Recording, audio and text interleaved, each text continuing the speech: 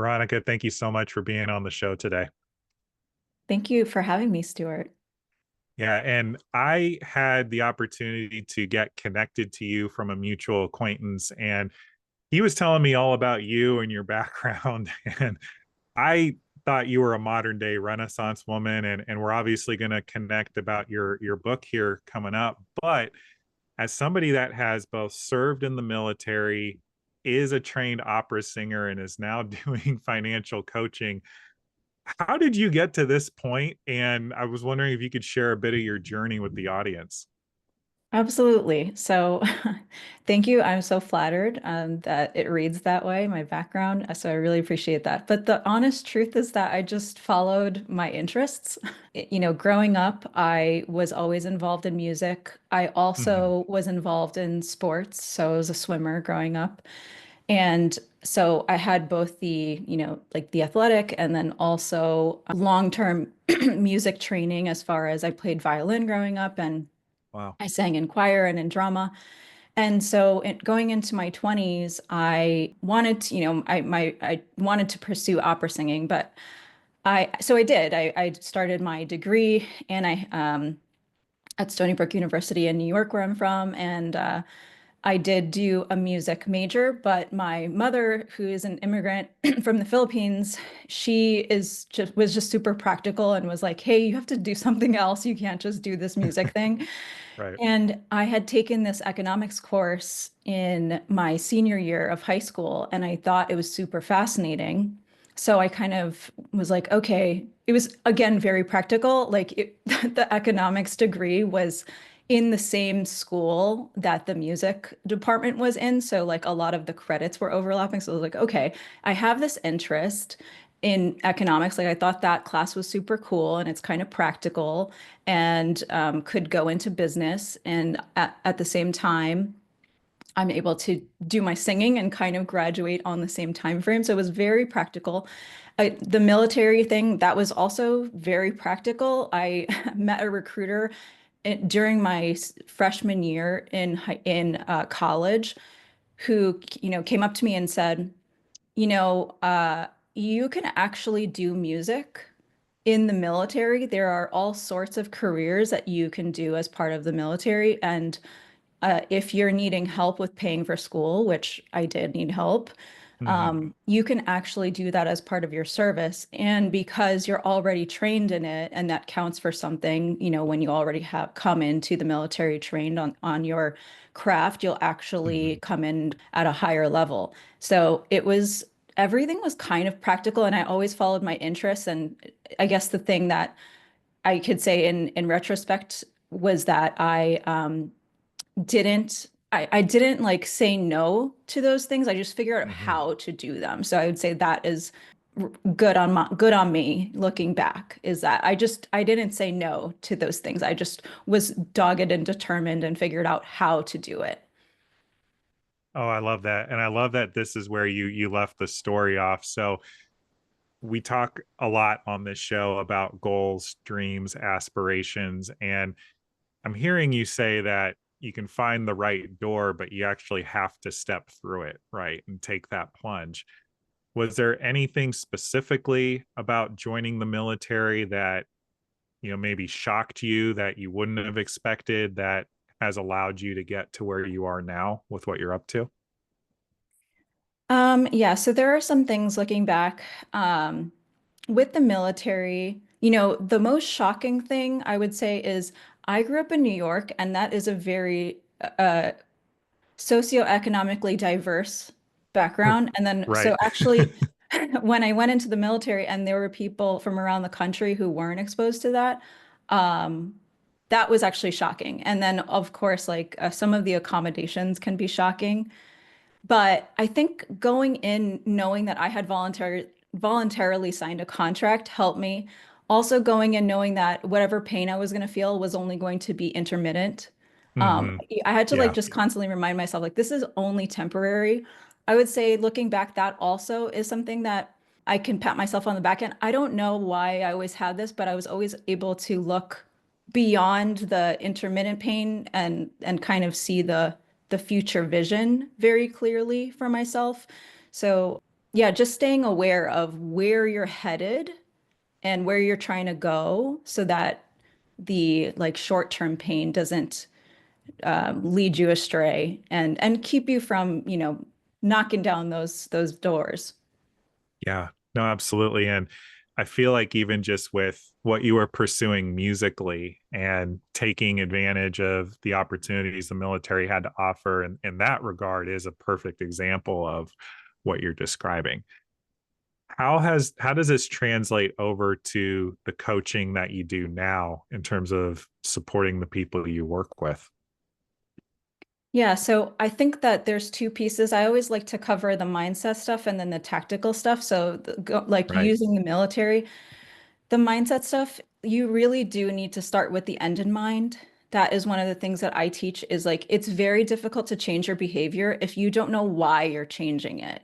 But if you're super in tune with your end goal and how quickly you can get there if you just lock in the correct behaviors, Mm-hmm. then the great thing about financial coaching is that there's math related. So then you can actually just back into when you can achieve the goals. Like you can actually just do the math if you can stick to the behaviors. So I think when the end goal is super clear of what you're attaining, then it's much easier to put the behavioral piece in place.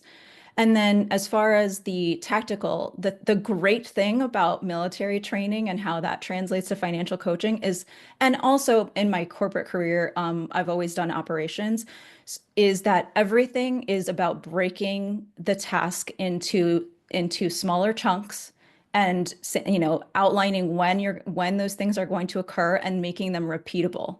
So, Mm-hmm. so it is very technically speaking, very operational, and military training, they make it so that literally anyone in the country can join and follow a process and be trained and then, do their job. So it really is about operationalizing and taking these huge tasks and putting them into small chunks and then making sure that you always know the next step and giving yourself an end date to get to that next step, but then also knowing where it is you're trying to go. Yeah. No, I feel like the through line of a lot of what you're describing is knowing the why, having the vision before we really even get to the how, right? And Mhm. I guess my question now is particularly as it relates to money, is that the thing that gets people in debt, that gets people in trouble, or what do you find in the stories of the people you work with? Yeah, I think there again might be like the two sides, but of mindset and tactical. So sometimes it truly is knowledge, like they never were exposed to how to manage money. I talk about sometimes cash flow management rather than strategic budgeting. So this is something that I ran into and I experienced personally in my 20s. Even though I had graduated with a business degree and I even went on to pursue my MBA and I completed my MBA, it wasn't until I started a job managing multi-million dollar budgets and being surrounded by high net worth individuals that I saw how long term they thought and how that translated into the financial models. So Mm. it, I think that people, if they don't have a clear goal of what they're trying to do with their resources that are available to them, whether that be time, money, effort, it can just get sucked up into distractions and you can Mm-hmm. just be sort of managing cash flow, like money in, money out, just kind of aimless, day to day, just sort of going about your day, but not really focused on what it is you're trying to achieve. And money can sort of drip out of your wallet. So, but once you have that end goal of what you're trying to do with the money, and what you actually want to spend your money on, then you can make those trade-offs. So I think a lot of what I teach is intentional trade-offs. Like we Mm-hmm. have whatever resources are at our disposal, and it really is about making the highest and best use of those resources. We can't have everything. So making super intentional trade-offs with your money. So some of it is truly the knowledge. Some of it can be behaviorally challenging if there's sort of like an attachment to certain things. In my book, I go into this in depth because my mother was one of those stories, came from the Philippines in the 80s, like nothing in her pocket, and stayed with church friends. And a lot of what I think the Western world takes for granted is not true across the rest of the world. So even I have this funny story about my first sleepover at the age of 13 in my book, where I realized that people used the shower heads in their tubs. Like I didn't know that people took showers. We only used, we used basin baths basically. And Wow. then from that on, forget it. Like then there was lifestyle inflation. Like I wasn't going back to a basin bath after I saw that. But because I grew up, pre-social media, I didn't have any attachments to, showers before that. Right. So I think it can become very difficult when people live an inflated lifestyle that's not within their means, and then they get attached to, oh, but I deserve this. And then, Yeah. if they don't know if they're trying to make a big behavioral change, but they don't know why or how fast they can actually achieve their goal, it's difficult to undo those attachments. I think why I was successful, like I graduated with six figures of debt in 2017 after finishing my MBA and was like, oh my God, I need to get rid of this as soon as possible. And Sure. one, I had a clear, life vision. Me and my now husband, we wanted to move forward with getting married, buying a home. And then also, like, I'm an artist at heart, and I just knew that having debt as an artist is like a huge no-go.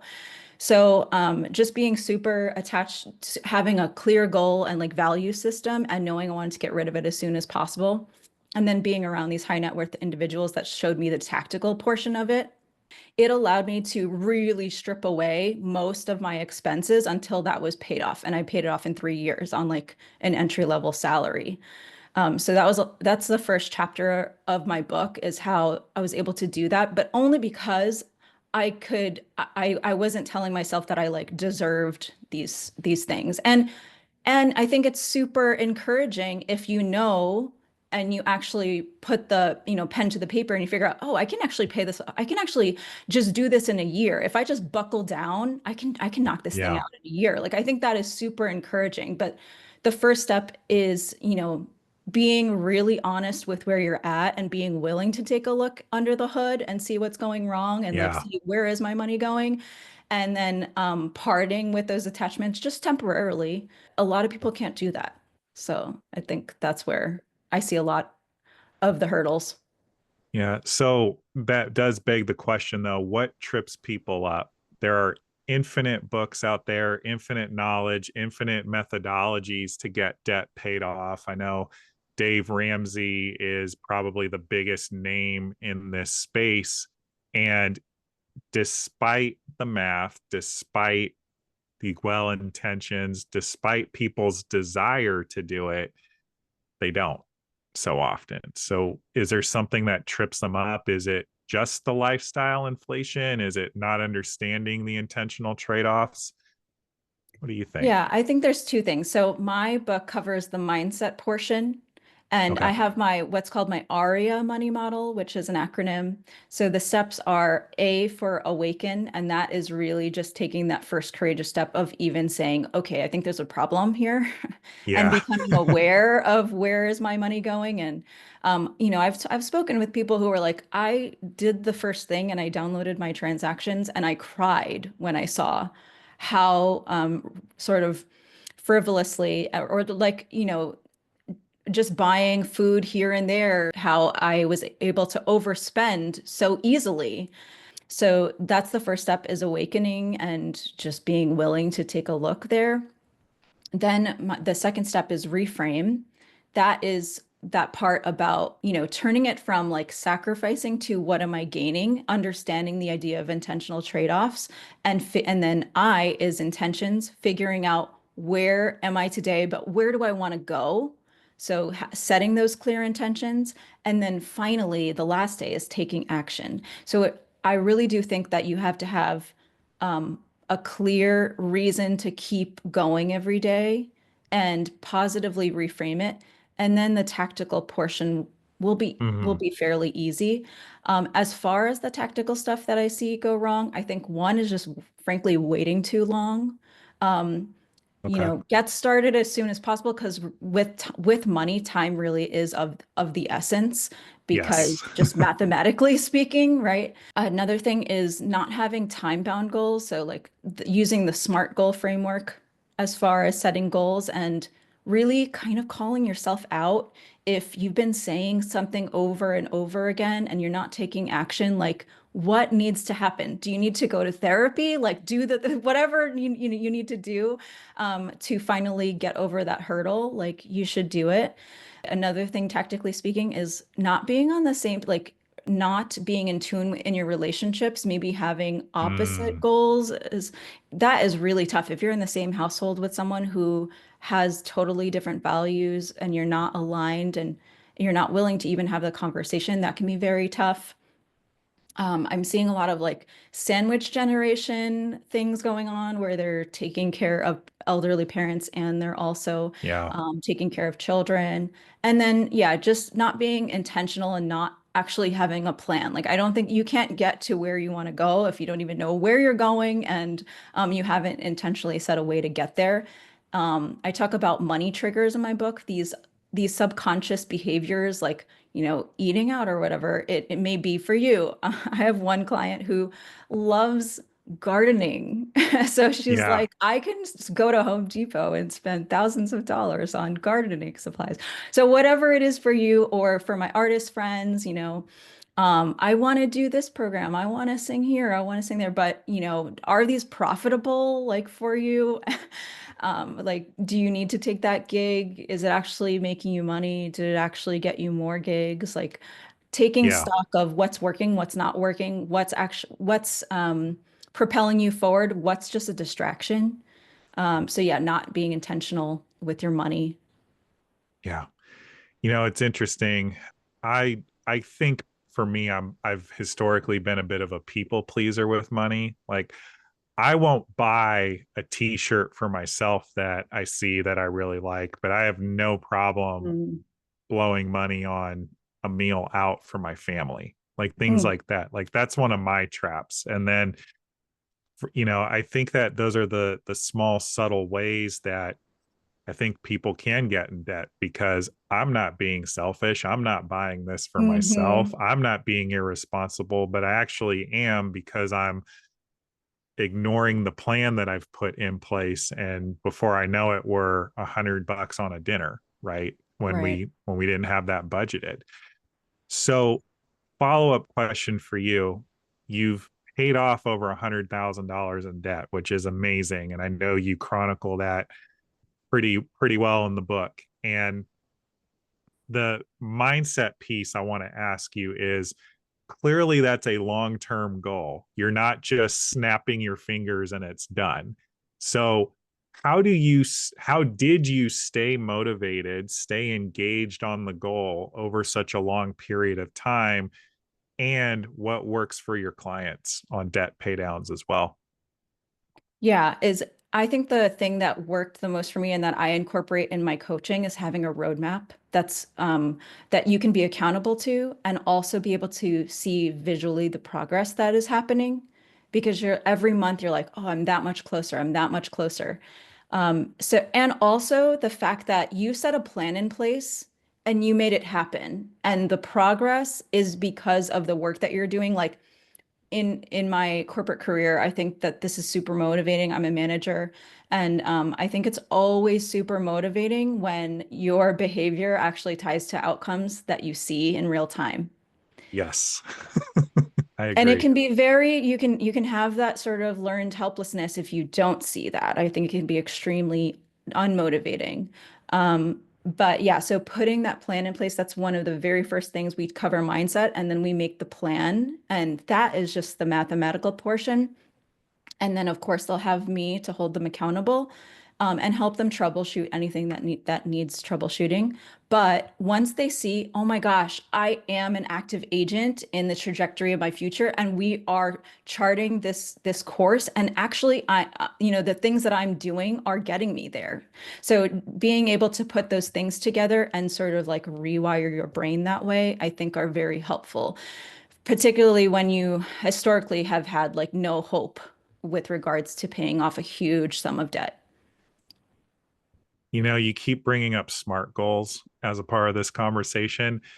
The M, measurability or measurable, to me, that is always with any goal the best part. Like you said it, like seeing the progress that you're making versus the amount of effort that you're putting Mhm. in. I find whether it's a financial goal, like a weight loss goal, in any of the coaching I do with clients, helping folks achieve their goals, that's the best part. And I know some people like don't want to measure things because they don't want to be held accountable. And I would just challenge anybody listening to this, whether you find yourself in debt or even if you're not in debt and you have a savings goal or you're saving towards a house or some other type of goal you want to achieve, ask yourself how you can make it measurable, because I find that the measurability keeps me engaged on days, especially when I don't want to do the work. Like I'm an avid runner, Veronica. Like I track every single run on an app. And as long as my mileage is increasing every month, like I feel like I'm winning, even if, I'm not getting any faster or losing weight or anything like that. It just keeps me focused and wanting to stay in the game. So want to switch gears a little bit. I mean, I know that you've had this experience paying down your debt, turning around and giving this type of coaching out to the people that are choosing to work with you, that are looking for it, that are hungry for it. What is it about serving others that spoke to you in taking this on in this capacity? So I graduated in 2017. I was able to pay the debt off in 3 years by 2020.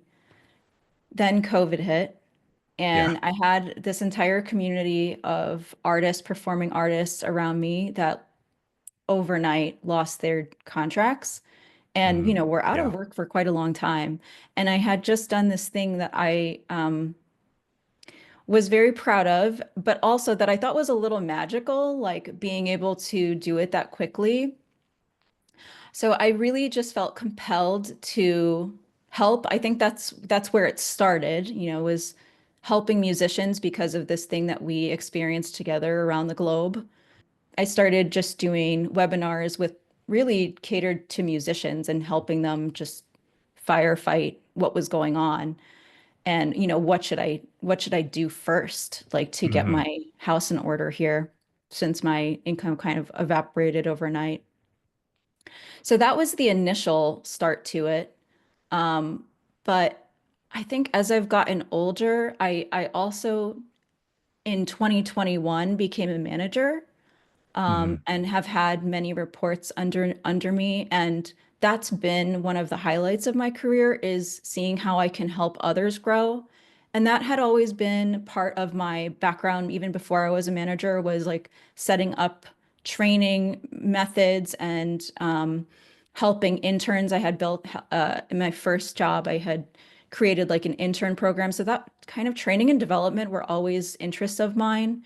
And then, being an artist, I think there's a lot of service that goes in, giving of your talents.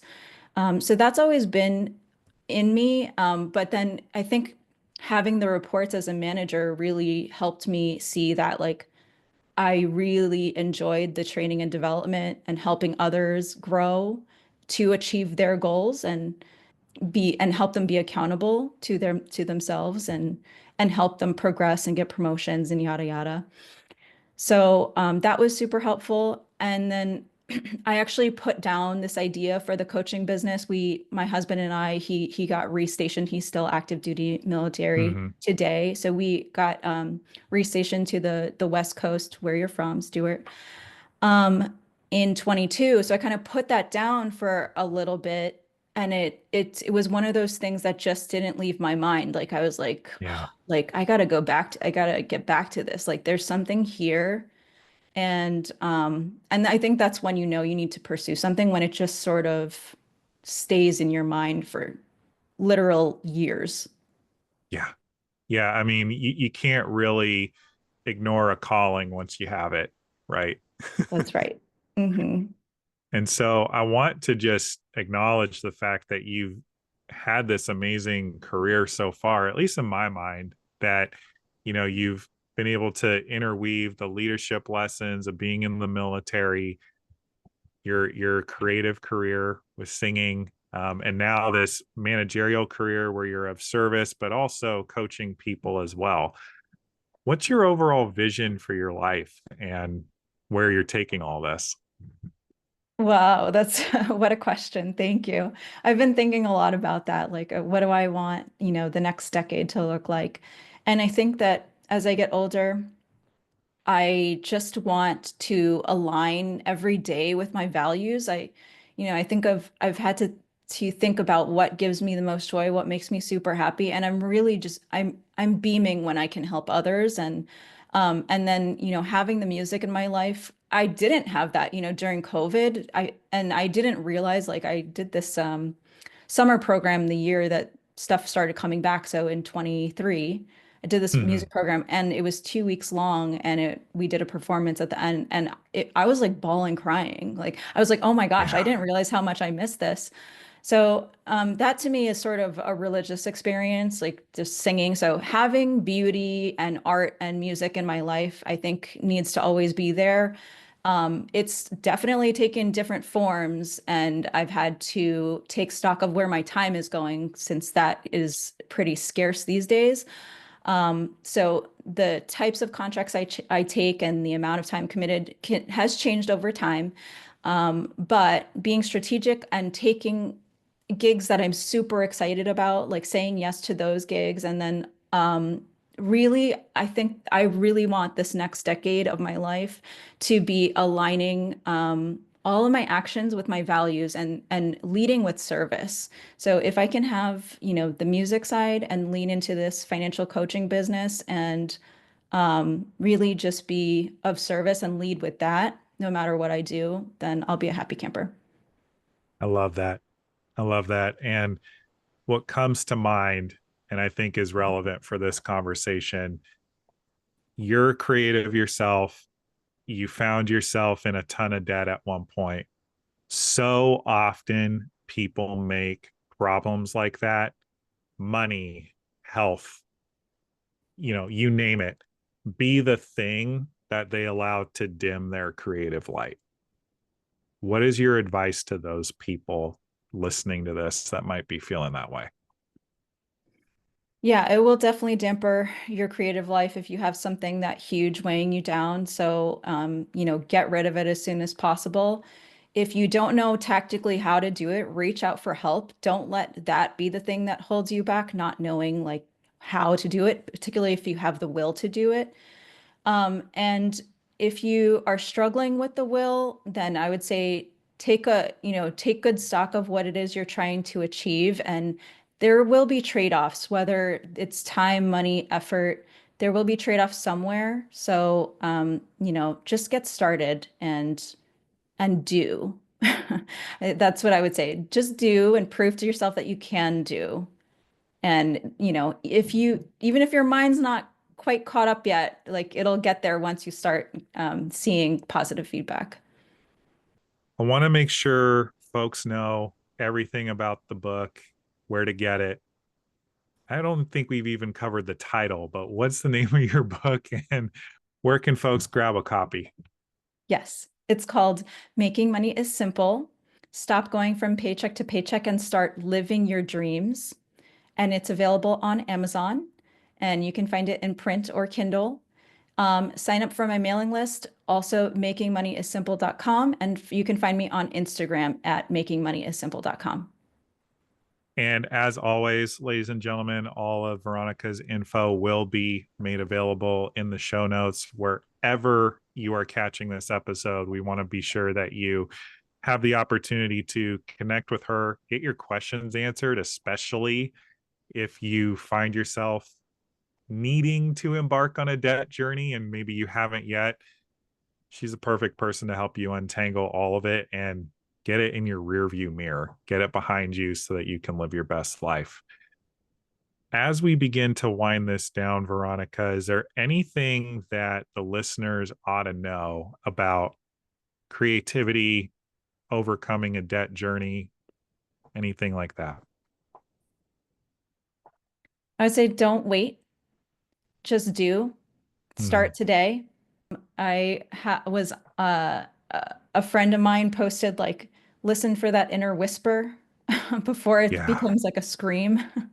Yes. Um, so yeah, just get started and be courageous. That's the first step in taking, before action is that awareness step and just being brave enough to realize like you do have an issue and but that you're going to tackle it and that you're going to fix it. So I think just deciding that you're going to tackle it. And then, once you've made up your mind that you are going to do it and it's going to happen, then it's just figuring out how to get there. But that's much easier Yeah. once you've decided that you're going to do it.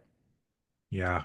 I mean, this might sound cheesy to some people, but if it's to be, it's up to me is a rule of thumb that I live by. And it actually has allowed me to get back in the driver's seat on a lot of the issues I was facing, you know, at different times of my life. And knowing that no one's coming to save me, nobody in the government, in my personal life, like nobody out there is coming to save me. And if I got myself into this mess, I can get myself out. And I think the opportunity behind all of this is that if you guys take this on, like no BS, like what do you stand to gain, like personally in the personal growth as well?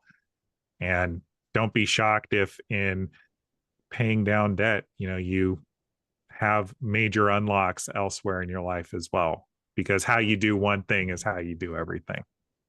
That's so true. The person that you are when you start your journey is not the person that is going to be the person that comes out of the journey. You're going to be leveled up for sure. Is that begs the question, is there anywhere that you've seen level up in your life as you were paying off the debt? The first thing I thought of was the reason that I am so bullish on the coaching is that when I moved to the Pacific Northwest, I was an unknown in the market and things were kind of going crazy in the macro environment, and everybody and their mama was coming out of the woodwork to audition for everything. So I was like, I don't know how I'm going to break into this network. And I started working with a business coach who focuses on helping musicians. Mm-hmm. Shout out to Galad from the Marketable Musician. And I had personally had unlocks from that led me to, oh my gosh, I think I can. First of all, I was seeing the fruits of my labor pan out. I have like a fully booked season this year. Um, and I put together, I had never put this together, and I think I even was stamping it down. I had never thought to put my business background together with my creative. I thought they had to be compartmentalized because on either side, I didn't think I would be taken seriously. If, the business folks knew about my music career, I thought they would take me less seriously. And vice versa. I thought, oh gosh, if they know I have a day job, they're not going to think that I'm a real musician. It wasn't until I embraced the totality of me and put this skill set together that I was like, oh my gosh, there's this whole other universe of opportunities I haven't Mm-hmm. explored. So that because I used a coach and I took that risk and put myself out there and was like, I'm going to put the work in. And it's just these systems that we're working through. And I was able to actually, book out a full season and then have these unlocks mentally when people start working with me, they unfortunately are just so wrapped up in fear, and maybe they've been sitting in Mm-hmm. that anxiety and fear in a long time, and they frankly have given up on dreaming. Like they can't even visualize they can't certainly can't visualize 10 years from now. They can't visualize a year from now how their life could look and what that would feel like. Maybe they've totally given up on their dreams. So I think that having that external third party to be like, hey, like actually you can turn this around and infuse that hope back in. It's part of why I believe in coaching so much because I used it myself and it did have huge unlocks that led to me believing that I could own my own business. Hmm. Yeah. Yeah. And I would venture to say you probably carry yourself with much more confidence now because you have done all these things. And it Absolutely. and it Yes, helps your music, it helps your business, and they go hand in hand and they keep playing off of one another. for sure. 100%. So good. So good. I could probably keep going for a couple more hours, Veronica, but we are going to have to bring this down to a close. So I want to acknowledge you for being somebody that I think is writing a really amazing personal story with lots of interesting chapters and a lot of depth. And I think it's because you're not afraid to be yourself and you're not willing to compromise on who you are either. And so I really want to thank you for not only bringing your financial coaching expertise to the show today, but also just the shining example of what people can be if they say so. Like, truly, thank you for being here. Thank you so much for having me. And I will definitely rewatch this part of the video recording because that was so beautiful. So I really appreciate that. Thank you so much. Absolutely. And then the absolute final question, ask everybody that's on the show, what are you acknowledging yourself for today? Gosh, so before I think what we don't see is I had a really tough 2 weeks preceding this podcast, and I've really had to take stock of my time management. It's something that I've been struggling with, just dealing with intentional trade-offs. So just because someone looks put together doesn't mean they're not dealing with their own stuff and constantly having to kind of rejigger it. So just stay, if you fall off the horse, get back on the horse, because that's the key to moving forward. Absolutely. I love that. Veronica, thank you again for being here today. Thank you, Stuart. Of course.